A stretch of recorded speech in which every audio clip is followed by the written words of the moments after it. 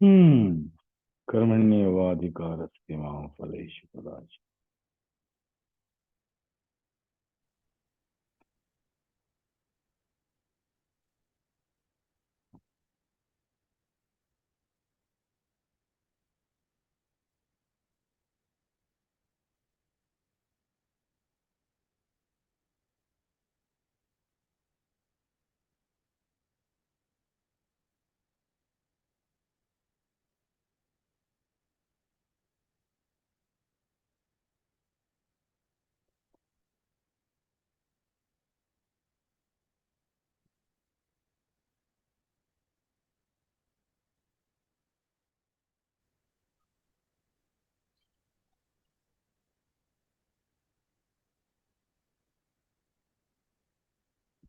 किसी के मन में कोई प्रश्न, कोई शंका?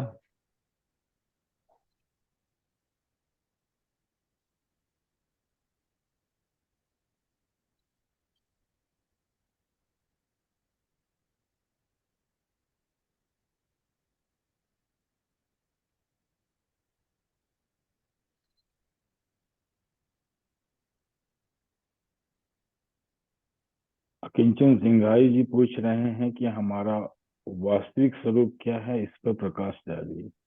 अकिंचन जी, यहाँ कोई नहीं बताता आपका वास्तविक स्वरूप क्या है। न पतंजलि ने बताया है, न किसी ने बताया। आप साधना करनी पड़ती है, ये अनुमान है। और प्रत्यक्ष करना हो तो प्रयोग कीजिए। और आज तो स्वामी जी ने जो बताया है, माने सांख्य योग के साथ कई दर्शनों का समन्वय करके एक बहुत ही सिस्टमेटिक, इक्वेंशियल ढंग से शुरुआत से स्टेप बाय स्टेप सारी चीजें बताई हैं। पूरा आज सारे ज्ञान का निचोड़, माने पूरा कॉम्प्रहेंशन करके पूरी चीजें दी हैं स्वामी जी ने। और एक बहुत ही अच्छी दृष्टि दी कि हर रचना के पीछे रचनाकार छुपा है। अगर इस दृष्टि से और प्रेम से अगर आप देखेंगे, तो जब आप अपने अहम को देखते हैं, तो आप देख पाते हैं कि अरे मैं ही हूं।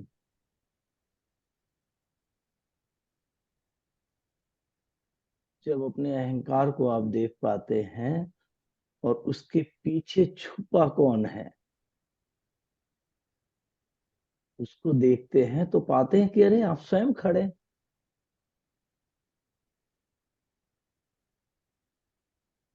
तो बहुत ही अच्छा ध्यान रहा, बहुत अच्छे अनुभव रहे, जिनको शब्दों में बताना थोड़ा सा मुश्किल है। और जो आपने दिया, इसको बीज रूप में लें। इस ज्ञान को पचने में भी टाइम लगेगा। आज स्वामी जी की जो क्लास थी, बहुत ही सार्थक और बहुत ही सिलसिलेवार, बहुत डिटेल में और सरल तरीके से इस चीजों को उन्होंने वर्णित किया है।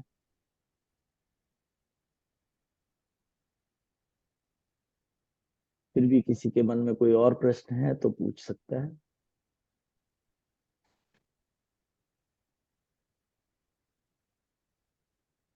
विवेक सिंह जी, आपके मन में कुछ उथल पुथल चल रही है? विवेक सिंह जी हर बार मैं सरप्राइज हो जाते हैं, थोड़ा सा उनको चैलेंज मिल जाता है। थोड़ा सा कहाँ, यहाँ तो इतना ज्यादा रिच कंटेंट है। आप इसको पुनः सुनिएगा, एक बार इसको फिर से सुनिएगा। इसलिए मैं कहता हूँ, इस इन कक्षाओं को रिविजिट करें, सुने, लिखें, तभी ये पचेगा, ये गहरा ज्ञान।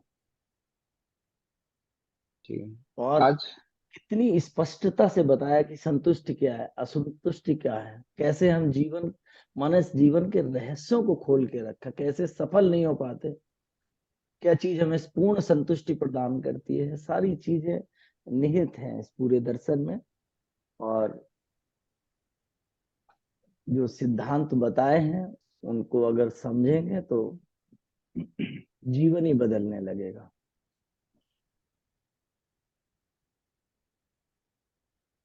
आज की कक्षा से जो मैं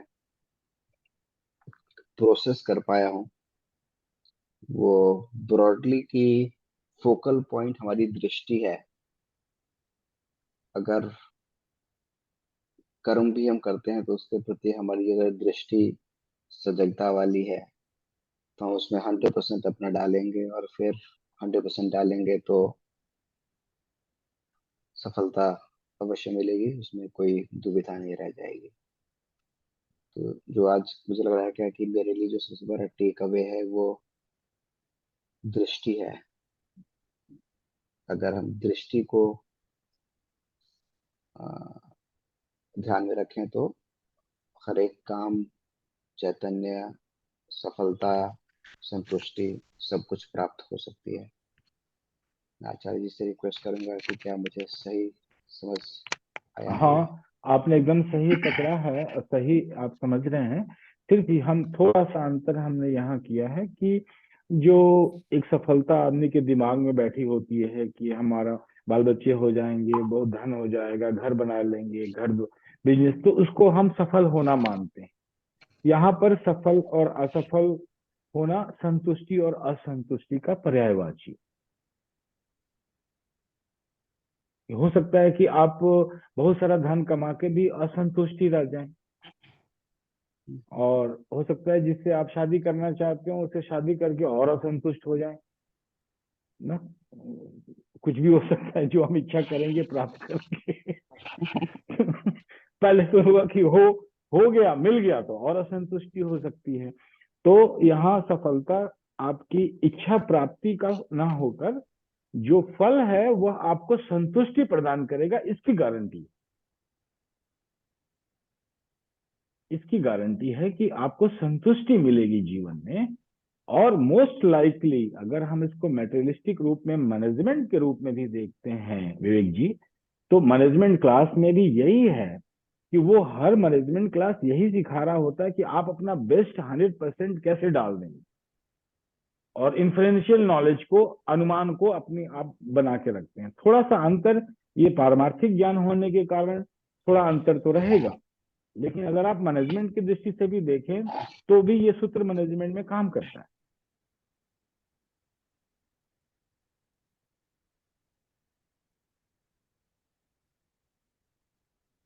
क्योंकि गीता डबल एरोड है, एक तरफ मैनेजमेंट की तरफ भी ले जा रही है, पदार्थ की तरफ, और चेतना को भी साथ में रखती है, दोनों। तो दोनों को एक साथ साधना होता है। अगर एक तरफा देखेंगे तो ये मैनेजमेंट का पूर्ण सफलता का सूत्र है, एक तरफा देखेंगे तो। लेकिन चूंकि गीता है, हम एक तरफा नहीं देख सकते, हम दोनों तरफ देखेंगे, परमार्थ और संसार, स्वार्थ, स्वार्थ सिद्धि और परमार्थ सिद्धि, हम दोनों की तरफ से देखेंगे इसको, और दोनों ही धर्मेंद्र अगर दे तो इसको हम सार्थक कहते हैं। इसीलिए गीता की हम सार्थकता रखते हैं कि ये दोनों तरफ है। धर्मेंद्र गुप्ता जी, आप कुछ कहना चाहते हैं? गुप्ता जी दृष्टि रख रहे हैं। इसको फिर से सुनना होगा मुझे एक बार और, क्योंकि ये दृष्टि वाला जो पार्ट है मुझे समझ में तो आया है, परंतु शायद उतनी गहराई से नहीं बैठा है कि इसको मुझे कैसे देखना होगा। जो दृष्टि, जब किसी रचना की तरफ देखते हैं तो उसका रचनाकार भी उसके पीछे हमें दिखाई देता है, अगर दृष्टि से देखा जाए तो। ये बात तो मुझे समझ में आ रही है, लेकिन मैं इसको प्रयोग क्या करूंगा, मैं इसको किस तरह से अपने जीवन में लेकर आऊंगा, और मेरे रोज की दृष्टि में उसको कैसे इस्तेमाल करना है, अभी शायद मुझे क्लियर नहीं है। लेकिन एक पॉइंट मेरे को क्लैरिटी आज डेवलप हुई है। आज 100% हुई है, पहले शायद कम थी। कि असल में सफलता ये है कि आपने अपना संपूर्ण उसके लिए लगा दिया। सफलता वो है कि जब हम अपने आप को, और शायद इसीलिए कई बार मुझे मुझे कई बार ऐसा ऐसा होता है कि मैं कोई चीज करना चाहता हूँ और वो उनमें नहीं कर पाता हूँ। तो उसमें कोई बुराई नहीं है कि नहीं कर पाया, तो कोई बड़ी बात नहीं है, लेकिन मुझे बड़ी परेशानी हो जाती है उस चीज को नहीं कर पाने से। अगर मैंने अपने आप को किया है कमिट कि मैं ये काम करूंगा और वो नहीं कर पा रहा हूँ, तो मेरा वो दिन वो जो है काफी डिस्टर्ब हो जाता है। तो ये मुझे इसका रीजन समझ में आ गया कि एक्चुअली जब आप अपना पूरा संपूर्ण नहीं देते हैं तो वो बेसिकली वो असफलता है। सफलता वो नहीं है कि उसके बाद क्या हुआ, उसके बाद आपको क्या मिला रिटर्न में।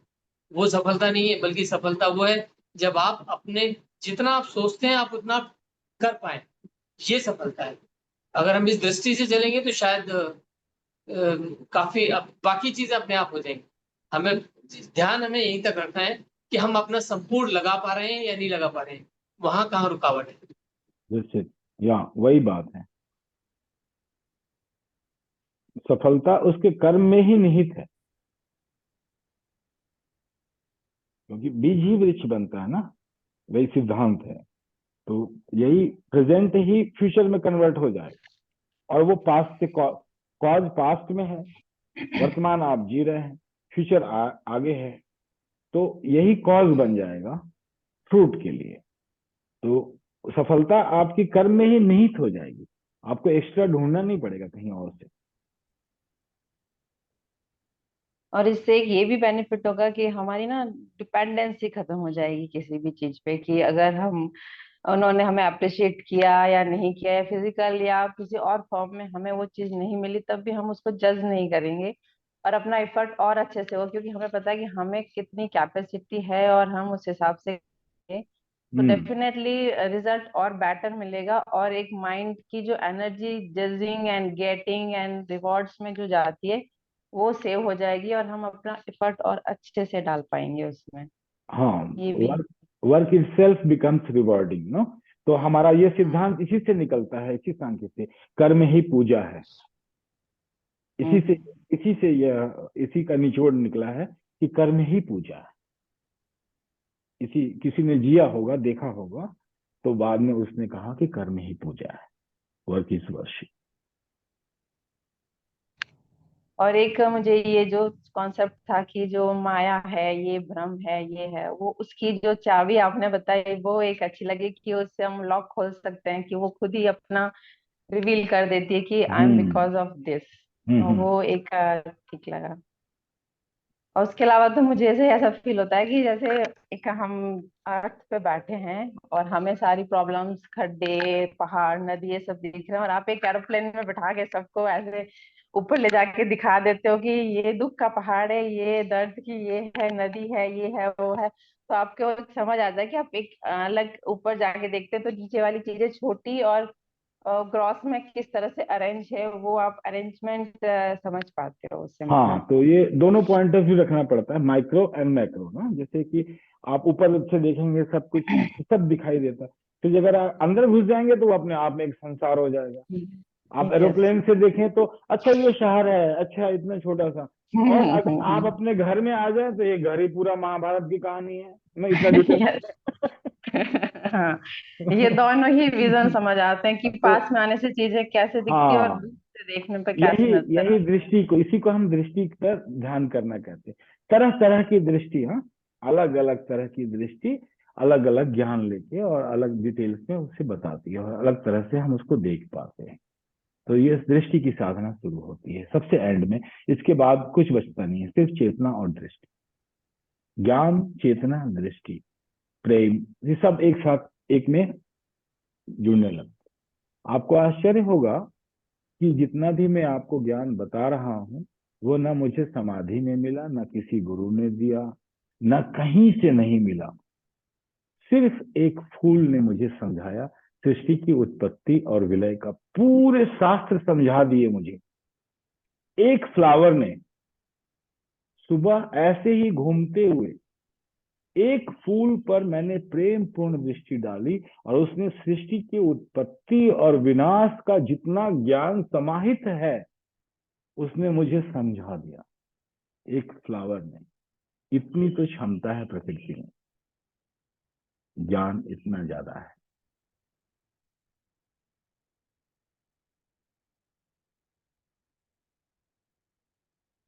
तो दृष्टि का खेल है।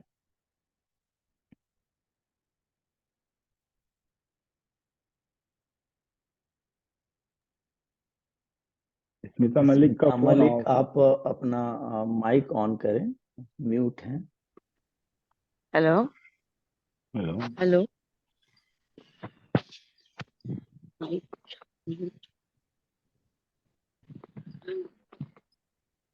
हेलो। हेलो। सुन रहे हैं हम। आपकी आवाज आ रही है?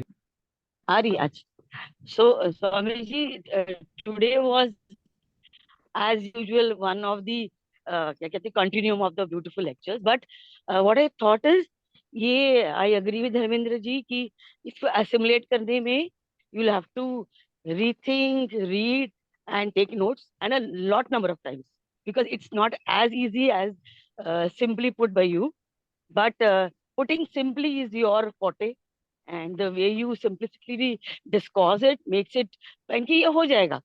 पर I think for me at least बहुत ज्यादा बार, बहुत numerous times have to hear you and understand it. So, but thank you for giving this insight कि there is no one out there to disturb you or make you feel bad.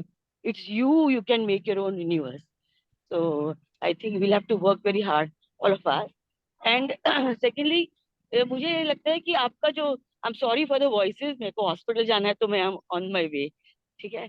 And secondly I think कि जो ये Saturday का rhythm हमारा बना हुआ है ना, so I'm very sure people sitting in this forum and people who are opting to come in is going to benefit a lot, in the sense that we are developing a new persona altogether.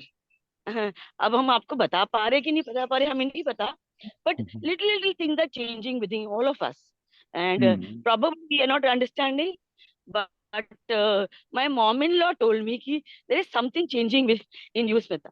So I did mention you there. So thank you for making those little, very microscopic changes in us. So thanks for me. Thank you. Thank you. जैसा स्मिता मलिक जी ने भी कहा कि देखने में लगता है, लेकिन दृष्टि की साधना सबसे सूक्ष्म है साधनाओं में। शरीर में हाथ पांव कर लेना सबसे स्थूल है, आसान है, हम प्रयास शुरू कर देते हैं। फिर कठिन होता है ऊर्जा को समझना, उससे भी कठिन होता है मन के पैटर्न को देखना, उससे भी कठिन होता है अहंकार पे दृष्टि रखना, और उससे भी सूक्ष्म है, कठिन मतलब सूक्ष्म होती चली जाती, दृष्टि पर दृष्टि रखना। मतलब ये तो क्लाइमेक्स है, आपकी साधना का क्लाइमेक्स है। और 24 घंटे कई साल आप करते रहेंगे तो हल्की हल्की झलक मिलती रहेगी आपको, है ना। कभी 1 सेकंड के लिए, कभी 2 सेकंड के लिए, जैसे ना एकदम से अपर्चर खुलता है, ज्ञान मिलेगा, फिर विलीन हो जाएगा, फिर आप परेशान रहेंगे, फिर आप ट्राई करेंगे, फिर कभी 2 सेकंड के लिए कुछ चीज समझ में आ जाएगी, फिर बंद हो जाती है। तो ऐसे चलता रहेगा, आप विक्षिप्त होते रहेंगे, एकाग्र होते रहेंगे, फिर निरुद्ध होंगे, फिर वापस हो जाएंगे, फिर ये ऐसे ये प्रक्रिया सालों सालों चलती रहती है, कई साल चलती, कंटिन्यूअस आपके जीवन का अंग ही बनी रहती। लेकिन इसमें आपको मजा भी बहुत आएगा। चाहे 1 सेकंड के लिए भी आपको थोड़ा सा दृष्टि मिलेगी, तो 1 सेकंड भी आपके 7 जन्मों पे भारी पड़ता है, आपके जन्मों जन्मों के संस्कार, और इसका 1 सेकंड डिलीट कर देता है आपके 1000 जन्मों के कर्म, और इसका 1 सेकंड का प्रकाश वो काट, उसके बंधन को काट देता है, उसका प्रभाव ही खत्म कर देता है, वो चीज ही खत्म हो जाती है, वो पाप ही हमेशा के लिए मिट जाता है, आपके सिस्टम से ही डिलीट हो जाता है। तो दृष्टि की साधना सूक्ष्म है, कठिन है, सूक्ष्म है, कठिन कहें, मतलब जो जितना सूक्ष्म है हम उसे उतना कठिन कहते हैं, उसको परसीव करना। लेकिन सूत्र इसका प्रेम ही है, छीना झपटी नहीं है, प्रेम है, कर्म है, प्रेम और कर्म और ज्ञान फिर अपने आप ही उसमें आके समाहित हो जाता है। देसराज जी, आप सुन रहे होंगे। देसराज को परेशानी है कि मैं कहीं सांख्य से बाहर न निकल जाऊं। दृष्टि। हाँ प्रभु, हरिओम, सभी को नमस्कार, सुन रहा हूँ। तो आशा है कि आपका कुछ सिद्धांतों में कुछ परिवर्तन हुआ स्वामी जी के नए वर्जन से। देसराज जी परेशान होते हैं मसूरिया जी आपकी व्याख्या से। आप कह देते हैं मन, अब देसराज जी परेशान हो जाते हैं, मन से शरीर की उत्पत्ति हुई है। अब देसराज जी के लिए बहुत परेशानी की बात है मसूरिया जी। सांख्य दर्शन की ऐसी वैसी हो जाती है उनके दिमाग में। फिर वो मुझे फोन करते हैं, क्या करूं? मुझे चिंता मत कीजिए, पैराथेटिक मॉडल है, उसमें हम ऐसे ही देख पाते हैं। एक औपचारिक कल्याण के हिसाब से हमको वैसे ही देखना पड़ता है।